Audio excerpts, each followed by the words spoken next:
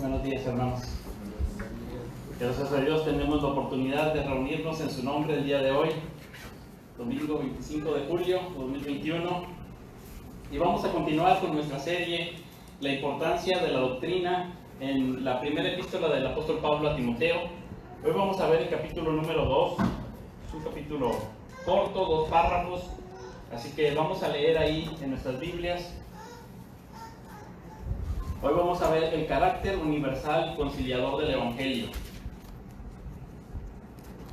Y dice ahí en 1 Timoteo capítulo 2: exhorto ante todo a que se hagan rogativas, oraciones, peticiones y acciones de gracias por todos los hombres, por los reyes y por todos los que están en eminencia, para que vivamos quieta y reposadamente en toda piedad y honestidad, porque esto es bueno y agradable delante de Dios nuestro Salvador, el cual quiere que todos los hombres sean salvos y vengan al conocimiento de la verdad, porque hay un solo Dios y un solo mediador entre Dios y los hombres, Jesucristo hombre, el cual se dio a sí mismo en rescate por todos, de lo cual se dio testimonio a su debido tiempo. Para esto yo fui constituido predicador y apóstol, digo verdad en Cristo, no miento, y maestro de los gentiles en fe y verdad. Quiero pues que los hombres oren en todo lugar, levantando manos santas sin ira ni contienda. Asimismo que las mujeres se atavíen de ropa decorosa, con pudor y modestia, no con peinado ostentoso, ni oro, ni perlas, ni vestidos costosos, sino con buenas obras, como corresponde a mujeres que profesan piedad.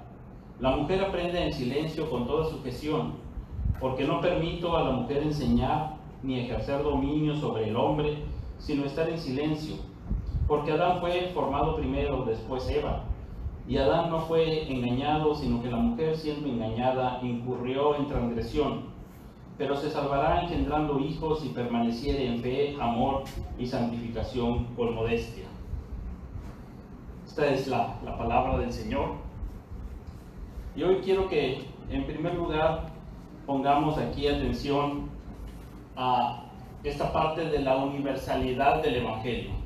Hemos ya dicho que la doctrina es importante, que de ahí nace entonces un corazón que tiene un amor limpio, de buena conciencia, de fe no fingida. Después dijimos que esta doctrina es el misterio de la piedad. El misterio de la piedad poéticamente nos está llevando a Jesucristo, quien reconcilia cielo y tierra. Y vimos también que esa doctrina no es algo como si fuera una materia que se estudia en la escuela, algo ajeno a nosotros, sino algo muy cercano y transformador de la persona. Es algo que nos transforma, es el Evangelio que nos hace ser recibidos. Y dice, yo doy gracias, dice, la gracia de Dios fue más abundante con la fe y el amor en Cristo Jesús. Cristo vino a salvar a los pecadores, de los cuales yo soy el primero.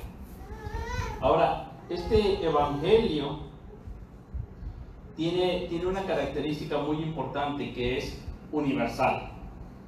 No es algo sectario, no es algo solamente de un grupo. Normalmente los movimientos religiosos sectarios tratan de distinguir a las personas, de segregar, de decir estos son los buenos, estos son los malos, los espirituales, los carnales, los que sí, los que no, cristianos de un tipo, de otro tipo, etc.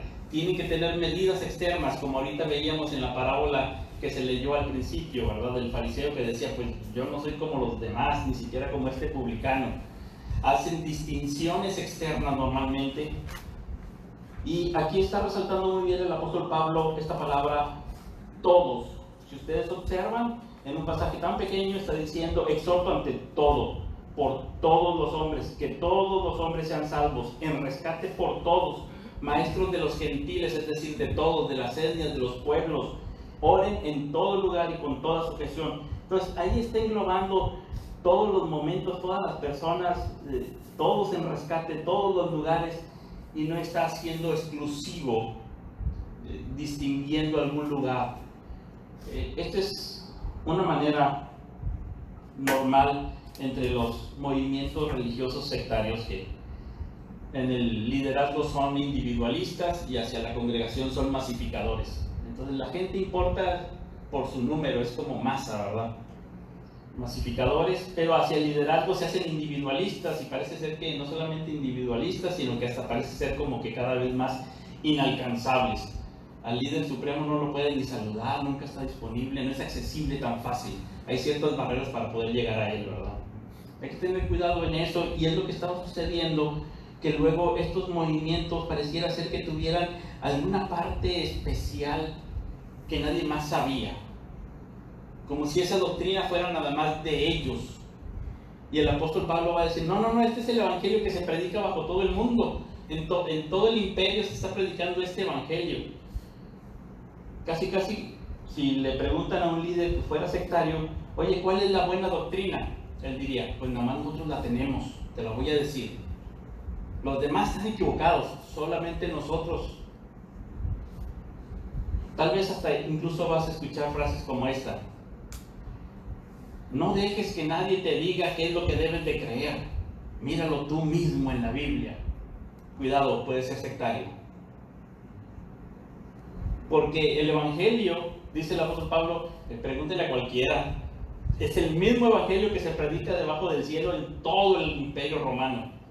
¿Sí? Es casi como que el evangelio, pregúntale a cualquiera, no es algo oculto y misterioso, sino que es algo publicado.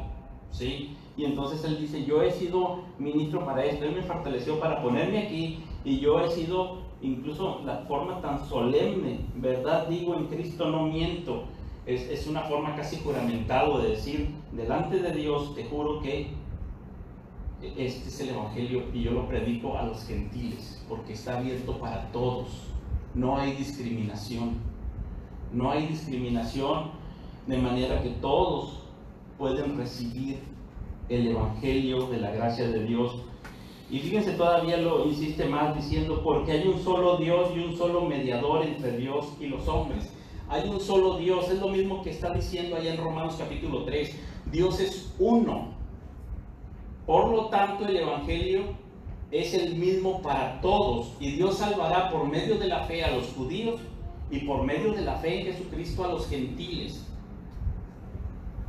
Igual, no hay diferencia. No es que a uno lo salva de una manera y los otros tienen todavía que agregarle la circuncisión o algunas normas alimenticias o algunas cosas de vestimenta y rituales, algunas cosas externas, lavarse o algo. Todos son salvos de la misma manera. Dios es uno, y uno es el mediador. Uno es el mediador, Jesucristo, entre Dios y los hombres. Nuevamente nos lleva a esa imagen de reconciliar cielo y tierra, pero solamente en Cristo. Y no hay distinción. Y esto es para todos. Cualquier otra cosa sería sectario. Sería insistir sobre algo que la Biblia no dice. Y aquí dice, esto es bueno y agradable delante de Dios nuestro Salvador, el cual quiere que todos los hombres sean salvos. Dice, hay un solo mediador, y ese es Jesucristo, que se dio el rescate por todos. Ellos estaban teniendo ahí algunos problemas de algunos falsos maestros, y ellos tenían que aprender a distinguir que la falsa enseñanza normalmente es sectaria. La falsa enseñanza normalmente usa juegos de poder. La falsa enseñanza normalmente trae contiendas y manipulación. Y aquí estaba poniendo a los hombres a contender y manipulando a ciertas mujeres también para propagar las enseñanzas en medio de las congregaciones que se reunían en las casas. Por eso les dice, tengan cuidado de esas viudas jóvenes, porque ya algunas se marcharon en pos de Satanás, están siendo usadas mal, manipuladas por estos hombres, algunas acarreadas por cuestiones sexuales, pero otras simplemente por el deseo de seguir propagando esto, ¿verdad? Dicen, tengan cuidado. Ahora, no solamente hay que tener cuidado con ser sectarios y los juegos de poder, y con ello muchas veces vienen ciertas, digamos, cultura de victimización, donde pareciera ser que el líder siempre es atacado y necesita fomentar lealtades de alguien que le cuida las espaldas. Eso no es la iglesia. Eso es afuera, pero la iglesia no se maneja así. como si tuviera que tener el líder porque es atacado, sus hombres leales que le cuidan las espaldas, y no hay tal cosa. Ni Pablo hace eso, ¿verdad? Y aquí está entonces resaltando que en primer lugar el Evangelio tiene un carácter universal, pero en segundo tiene un carácter conciliador, un carácter que hace que las personas se lleven bien hacia los de afuera y entre los de adentro. Y aquí tenemos tres cosas que resalta. Una es hacia las autoridades, otra es entre los hombres y otra es con las mujeres. No quise hacer dos mensajes porque son dos párrafos, sino unirlo para que se vea este carácter conciliador que tiene. De tal manera que las autoridades de fuera deben de ver a los creyentes de la iglesia como personas tranquilas. Por eso les dice, para que vivamos quieta y reposadamente. Esa palabra reposadamente es la misma que va a usar con las mujeres de en silencio. La traducción, si lo hiciéramos igual que el versículo 2.2, diría que la mujer aprenda reposadamente, ¿sí? Es la misma palabra en griego, igual que más adelante, luego en el 2.11 y en el 2.8 dice lo mismo, reposadamente, ¿verdad? En el 2.12 es la misma palabra. Entonces la idea es lo siguiente, que las autoridades vean a la iglesia y digan, esos no son amenazas, esos son tranquilos, son gente reposada, son gente en silencio, digamos, apacible, no como unos rebeldes. Como le dice el apóstol Pablo a Tito, diles que se sujeten a las autoridades, que estén dispuestos a toda buena obra, que no sean contenciosos, que no sean peleoneros, que no estén ahí levantando el puño contra el gobierno y que el gobierno los vea como una molestia. Yo sé que hay algunas personas que han leído ahí Hechos y dicen, estos que trastornan el mundo entero han venido acá, y entonces piensan, los cristianos somos esos, los que trastornamos el mundo entero. Pero no, dice el apóstol, ese era un sentido peyorativo, como les decían. El apóstol Pablo dice, la realidad es que las autoridades deben de decir, estos son tranquilos, son buenos ciudadanos, oran por mí, quieren que me convierta y dicen que el evangelio también es para mí. Estas personas están a favor de la ley, del derecho, están a favor de las buenas cosas, no son gente revoltosa, no son pendencieros. Que la gente de afuera conociera hacia la iglesia como personas que se desarrollen en piedad y honestidad reposadamente. Esa es la palabra, reposadamente. Yo sé que ahorita hay una ola muy común entre las redes sociales de que parece ser que los cristianos deben de ser agresivos, contenciosos, sobre todo en cuestiones doctrinales, como que deben de pelear y no estar de acuerdo con nada, como que esa es la moda, ¿no? Y es más como pasiones juveniles de contender, ¿verdad? Porque el siervo del Señor no debe ser contencioso y la iglesia más bien debe ser vista como alguien reposadamente. No estamos hablando aquí que el apóstol Pablo quería vivir muy aburguesado, quiere vivir reposadamente el hombre. No está hablando de eso, sino que las autoridades los vean como alguien pacífico, aunque sabemos todo lo que sufrió, ¿verdad? Y apedreado y aporreado y encarcelado y latigazos y varazos y demás. No estaba pidiendo una vida tranquila, sino un buen testimonio, modelando el evangelio delante de las autoridades, orando por ellos y dando ejemplo de buena conducta, de buenas obras, de gente reposada, de gente de derecho, de ley, honesta, piadosa, no revoltosa. Esa era una diferencia grande. Eso no lo tienen los grupos sectarios. Normalmente son pendencieros. Y aquí hay una diferencia muy grande y por eso dice, te dejé ahí en Éfeso para que vayas a corregir la doctrina, porque tener la doctrina correcta tiene implicaciones tremendas de no solamente proclamar el Evangelio, sino que modelar también el Evangelio para con los de afuera. Por eso se va a insistir, no solamente en ellos, sino más adelante cuando va a hablar de los que van a elegir para ser ancianos en la iglesia, que tengan buen testimonio para con los de afuera, para que la gloria del Señor, su glorioso nombre, no sea menospreciado, ni tampoco la doctrina, tampoco el Evangelio, la enseñanza, sino que ellos puedan decir, esas son buenas personas. No creo lo que ellos creen, pero son buenas personas. ¿Sí? Lo que están ahí aprendiendo está bien, porque los ha transformado. Antes eran aborrecibles y ahora son buenas personas. Algo está sucediendo ahí y puedan decir, ahí está Dios, aunque de momento no lo crean, porque esto es bueno y agradable delante de Dios nuestro Salvador.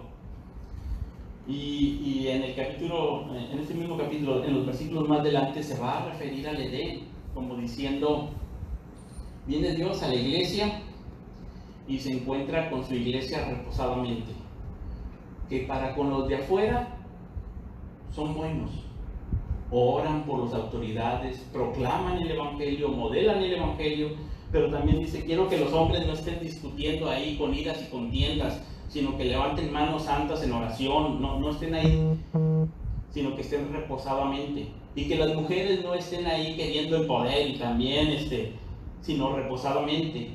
Y entonces ve el Señor a su iglesia en ese, digamos, silbo apacible y reposado, y vio Dios que era bueno y agradable, es decir, bien recibido o digno de ser recibido. Y vio Dios que era bueno. Ahora, los va a llevar necesariamente al Edén. Y siempre este pasaje es difícil y las mujeres van a decir, ¿por qué nos recuerdas ese momento, verdad? ¿Por qué tiene que recordarnos que la mujer fue engañada y comió del fruto?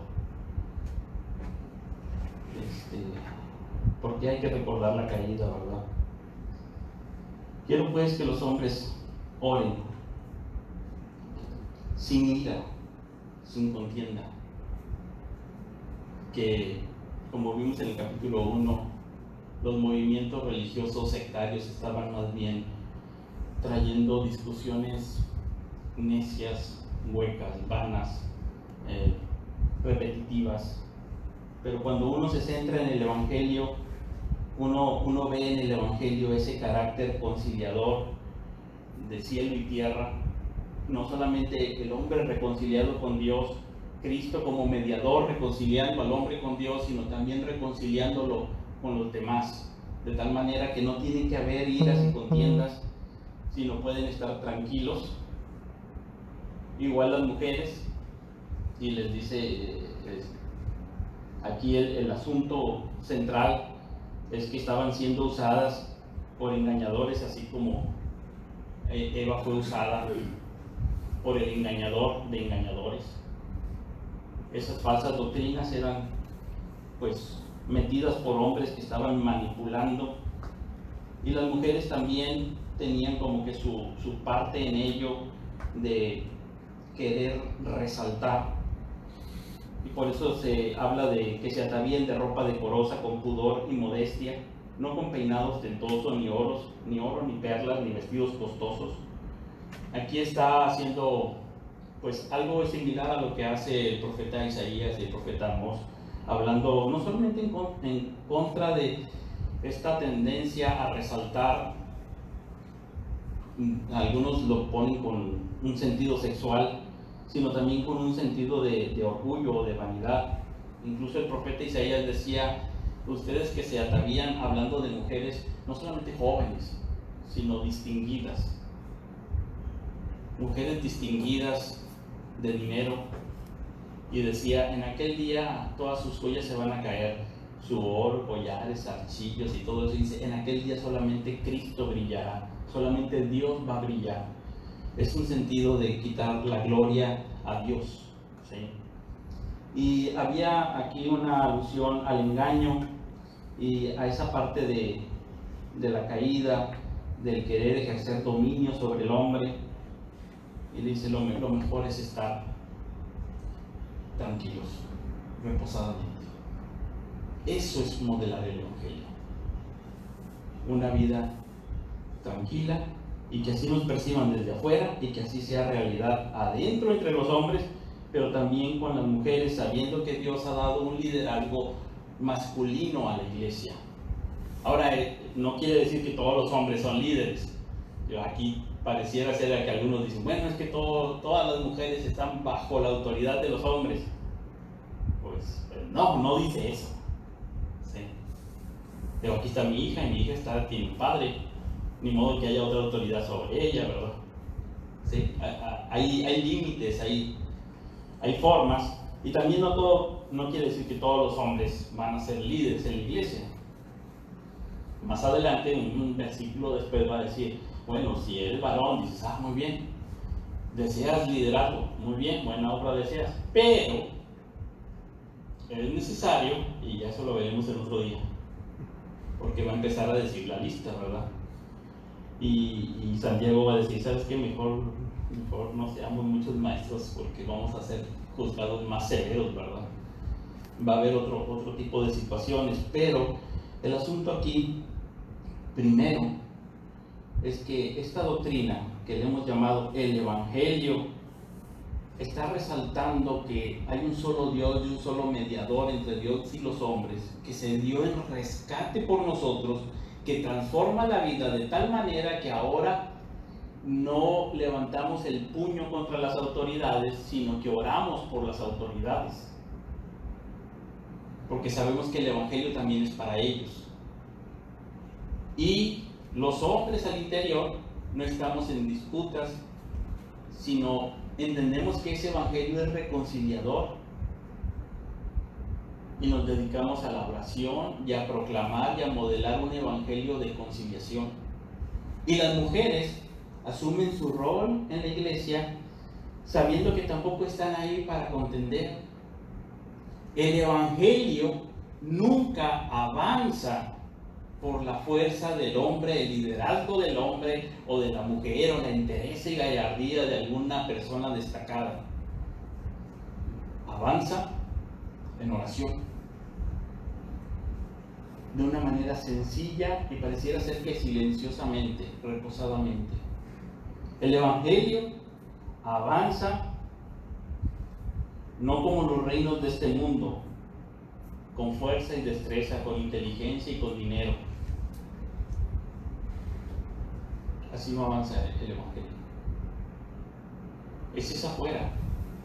Los proyectos humanos avanzan así, con dinero, con gente carismática, con gente que mueve el poder, con gente manipuladora. Allá avanza así los reinos de este mundo. El Evangelio no es así. El Evangelio avanza reposadamente, como aquella cantidad de levadura que se pone en una masa que no sabes ni cómo y de repente ya leudó toda la masa, y cómo corrió por todo el imperio y cómo llegó hasta acá, de una manera honesta, piadosa, sencilla, en oración, no con segregaciones ni con formas autoritarias, no con juegos de poder, no con manipulaciones, sino reposadamente, en silencio, en una comunidad que modela el Evangelio, y eso es bueno y digno de ser recibido. Hay allí una transformación real, de tal manera que judíos y gentiles forman parte de la misma familia. Hombres y mujeres estudian juntos la palabra del Señor, sin rivalidades, sin menosprecio, sin estar de machista ni tampoco de feminista, en una armonía, porque ese es el Evangelio de conciliación. Es algo como lo que nos está explicando el apóstol Pablo en el libro a los Romanos. El libro a los Romanos tiene ahí un clímax en el capítulo 15. Desde el inicio está poniendo a los judíos y a los gentiles y dice: el Evangelio es poder de Dios para salvación, al judío primeramente, pero también al gentil, al griego. para todas las naciones. Y después dice que los dos grupos están bajo pecado. Dice en el capítulo 3, ya hemos juzgado a todos. No somos nosotros mejores que ellos, porque ya hemos juzgado tanto a judíos como a gentiles. Todos están bajo pecado. El evangelio es para los dos grupos. El pecado es de los dos grupos. Todos hemos pecado y estamos destituidos de la gloria de Dios. Y luego dice, se van a salvar solamente por la fe de Jesucristo. Los dos grupos, por medio de la fe, judíos y gentiles. Y luego dice, esto es por gracia, y así lo vemos en el padre Abraham. De tal manera que es padre de la fe para los judíos y para los gentiles que creen. Y luego dice que ese fue el mismo ejemplo de David, de pura gracia. Y así nos va llevando todo hasta el final. Incluso dice, la elección es de pura gracia, es misericordia de Dios, y elige a judíos y a gentiles. Y esa es la maravillosa sabiduría de Dios en la redención. Luego en el capítulo 14 va a decir, y unos no comen esto y otros sí, unos guardan los días y otros no. Dice, pero a los dos grupos, judíos y gentiles, Dios los ha recibido. Y fíjense cómo nos lleva al clímax. Esa doctrina de salvación llega a un clímax ahí en el capítulo 15, versículo 5 al 13. Y vamos a leer ahí cómo la vida de la iglesia es transformada con el evangelio.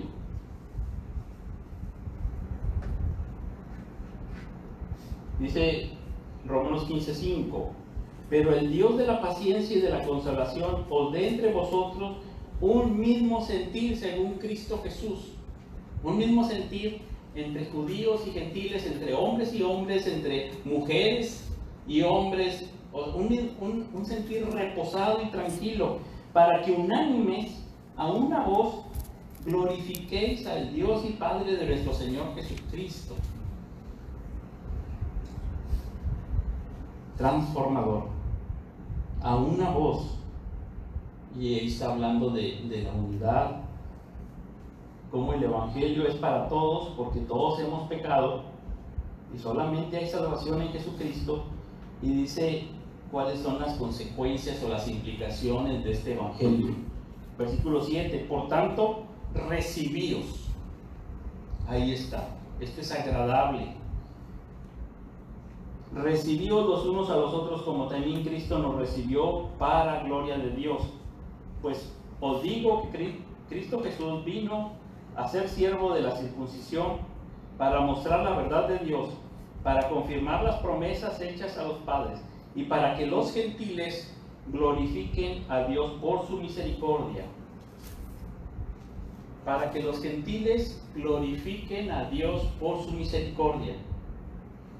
No dice para que los gentiles reciban misericordia, sino para que glorifiquen a Dios por su misericordia. Claro que reciben misericordia, pero no es el propósito principal. El propósito principal es la gloria de Dios y el secundario, la salvación del hombre. Como está escrito, fíjense las citas que hace. Por tanto yo te confesaré entre los gentiles y cantaré a tu nombre. Y otra vez dice, alegraos gentiles con su pueblo. Y otra vez, alabad al Señor todos los gentiles y magnificadle todos los pueblos. Y otra vez dice Isaías, estará la raíz de Isaí y el que se levantará a regir los gentiles. Los gentiles esperarán en él. Y el Dios de esperanza os llene de todo gozo y paz en el creer, para que abundéis en esperanza por el poder del Espíritu Santo. Entonces aquí tenemos el resultado, de tal manera que ahora son una familia. Una sola familia que glorifica a Dios gozosamente. Este es el Evangelio, esta es la doctrina, esto es lo que tiene que corregir Timoteo en Éfeso. Y eso es pertinente también para nosotros hoy en día. ¿Cómo distinguimos la correcta doctrina, ese evangelio? en que es un evangelio para todos, en que no es algo que nos haga distinguir unos de otros, sino al contrario, nos hace vivir en unidad, en un mismo sentir. Esa es la transformación del evangelio. Y qué gozo, dice, que los gentiles alaban, se alegran, se gozan, esperan en Cristo, en el Mesías. Todos los pueblos. Y esa es una explosión de alegría. Yo creo que tenemos que quitarnos la imagen de que ser reformado es ser serio. Eso es falso si lo vemos en la Biblia, ¿verdad? Porque necesariamente cuando uno llega al Evangelio, el Evangelio no es algo externo, sino algo que transforma al ser desde el interior, que sabe que ahora es una relación de comunión con Dios y con los hermanos. Y eso no se tiene en ninguna parte. Amén. Grupos sectarios, luchas de poder, manipulaciones, eso hay mucho allá afuera. Cuando la gente llega a la iglesia, debe descansar. Debe de llegar a un lugar donde dice que hay algo. Y eso es la paz de Cristo por el Evangelio. Aquí hay algo transformador, de tal manera que podemos vivir como... Hay dos ejemplos que contrastan con el espíritu sectario, que sería el de la familia y el del cuerpo. Dice, ahora somos como una familia, y más adelante le va a decir, trátalos como una familia. A los ancianos háblales así, y a las mujeres así, y a las jóvenes así, y a los jóvenes así, como una familia, como si fuera tu padre, tu madre, tu hermano, tu hermana. Y eso te quita el espíritu sectario. Si tú empiezas a pensar, es mi hermano, es mi hermana, es mi hijo, es mi padre, es mi madre. Y el otro que nos dice el apóstol Pablo es el del cuerpo. Nadie le puede decir a nadie, no te necesito. O yo soy más importante que todos. Como el fariseo que decía, gracias a Dios estoy yo aquí de pie, orando delante de ti. El Evangelio es de carácter universal y conciliador. Ese es el Evangelio. ¿Por qué? Porque ya Cristo hizo todo y Él debe ser lo más valioso para nuestra vida. Cristo hizo todo lo posible, todo lo necesario. Dice, el cual se entregó a sí mismo en rescate por todos nosotros y nos rescató de esa forma de vivir allá afuera para ahora vivir en Cristo de una manera diferente. Y esa comunidad que entonces vive modelando el Evangelio, donde en alegría, en diversidad, en familia, viven modelando el Evangelio sin luchas de poder ni nada de estas cosas, sino reposadamente. Ahí está la base para luego el evangelismo de palabras. Las personas ven cómo se aman y escuchan entonces las palabras del Evangelio, viendo el Evangelio modelado y predicado. Y podemos entonces también orar por nuestras autoridades en nuestro país. Normalmente nos hacen creer que las naciones y las patrias, los países son para siempre y los individuos son pasajeros. Nosotros sabemos que es al revés. Las naciones y los reinos de este mundo pasarán. México va a pasar. O sea, no es como que dar la vida por la patria porque la patria es más que mi vida. No, la Biblia nos enseña que la patria va a pasar, pero mi vida va a permanecer y es necesario que nosotros proclamemos el Evangelio a las personas. Un día este gobierno va a pasar, no importa si sea de izquierda o derecha, centro, ultraderecha, ultraizquierda y no sé cuánto. Nosotros sabemos que el reino México va a pasar. Pero las almas de las personas son las que quedan. Y hay que proclamar el Evangelio, modelarlo y proclamarlo. Que ellos escuchen el Evangelio. Dios quiere que así sea. Por eso dice el apóstol Pablo, yo estoy aquí por eso. Soy maestro a los gentiles. ¿Cómo? Pues en fe, en piedad, en modestia, en una manera tranquila. conforme Dios nos lo indica. No somos una congregación así que digamos que confiemos en mucho poder y multitud de dinero y mucha gente. No, de una manera sencilla. Hay algo más importante: el Evangelio. Y si tú no has creído en el Evangelio, hoy tienes la oportunidad de venir a Él, de pedirle perdón por tus pecados, de arrepentido decirle: Dios, yo quiero creer en Cristo. Sé que Él murió en la cruz por mis pecados, sé que Él pagó por todo eso, sé que Él resucitó y que vendrá otro día, otra vez por nosotros. Ora a Él. Él es el que transforma la vida. Y si ya hemos sido salvados, podemos pensar: ¿qué es lo que Dios quiere que en esta iglesia yo como voy a vivir de una manera que sea modelar el Evangelio? ¿Cómo voy a vivir como ciudadano modelando el Evangelio? Y pensemos también: ¿voy a proclamar el Evangelio? ¿Es algo pertinente y necesario hoy en día?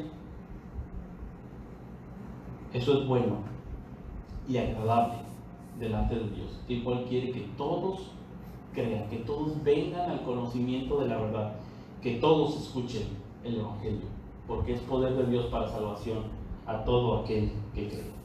Vamos a orar. Gracias, Padre, te damos por tu palabra. Ayúdanos, Señor, a modelar este Evangelio de la gracia, de la salvación en Jesucristo, de un Evangelio que transforma nuestras vidas, en lo individual, pero también en lo colectivo. Ayúdanos, Señor, a orar también por aquellos que están en el poder, en el gobierno. Señor, ayúdanos a proclamar también tu Evangelio a otros que tenemos por ahí cercanos. Que, Señor, seamos personas que glorifican tu nombre en lo que hacemos, y que no demos oportunidad a otros de blasfemar tu nombre, sino que podamos ataviarnos de buenas obras, que podamos servirte a ti, Señor, de todo corazón y alegrarnos en tu grande salvación. Obra, Señor, en aquellos que están todavía pensando, considerando, reflexionando en su corazón, para que ellos también puedan ser salvos y vengan a la comunión contigo y en tu iglesia. Por Jesucristo te damos las gracias. Amén.